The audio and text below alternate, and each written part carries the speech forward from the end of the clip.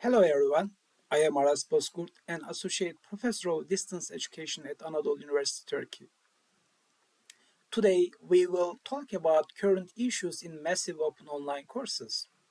This video is recorded for the postgraduate course entitled Online Learning Communities given at University of South Australia by Dr. Melissa Bond. However, I should also note that this is a CC BY content and can be used as an OER in different courses. The phenomenon of massive open online courses has attracted much attention in the fields of higher education, lifelong learning, distance education, and open and distance learning. At its core, MOOCs promise for an open and flexible way of learning regardless of where learners live or when learners participate. When we read the MOOC-related studies, we see that there are many terms used to describe MOOCs. Some of these terms are now visible on the screen. We see that many see MOOCs as a promising project and some others see the MOOC term as a buzzword. This view implies that there are a lot of discussions about MOOCs, and this presentation hopefully will contribute to get some insights regarding what the MOOCs are and where they are heading to.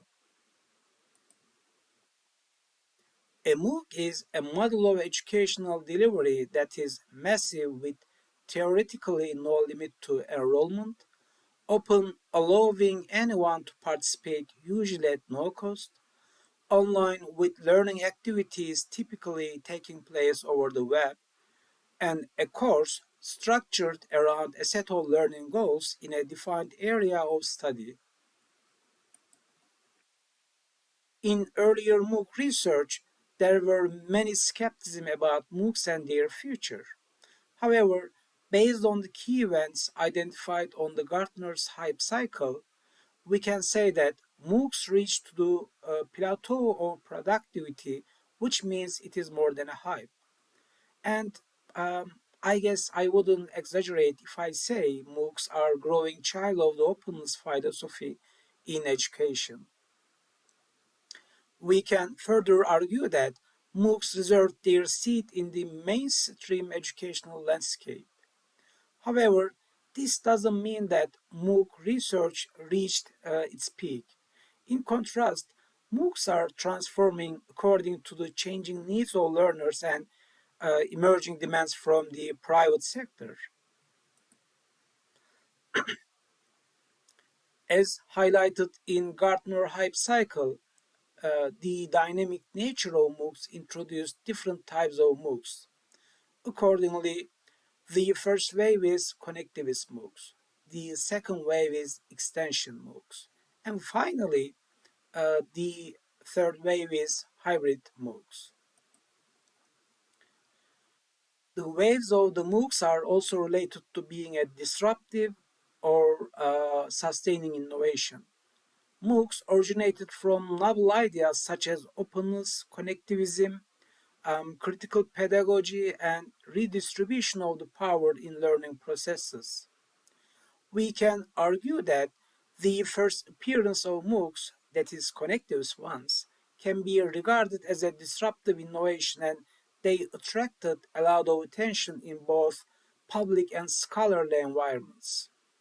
However, some have seen CMOOCs as a threat, and strategic moves from elite universities and venture capitalists assimilated CMOOCs into XMOOCs, resulting in the transformation of MOOCs from a disruptive innovation to a sustaining innovation. Okay, let's explore the research trends and patterns in MOOC studies.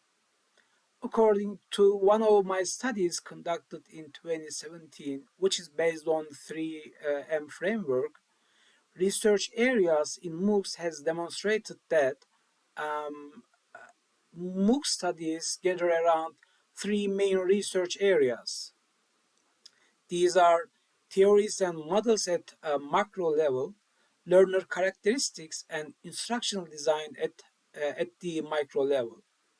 I would like to note that Out of 15 research areas, these three most studied research areas constitute more than 50% of all research areas, which clearly identifies the remaining 12 research areas as those that are neglected and need to be studied more.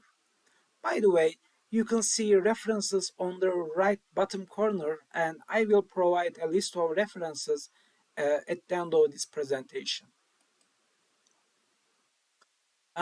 In another study led by Zavach Richter et al. In 2018, they revealed that the MOOC literature generally focuses on 4 lines of research. The potential and challenges of MOOCs for universities is the first theme.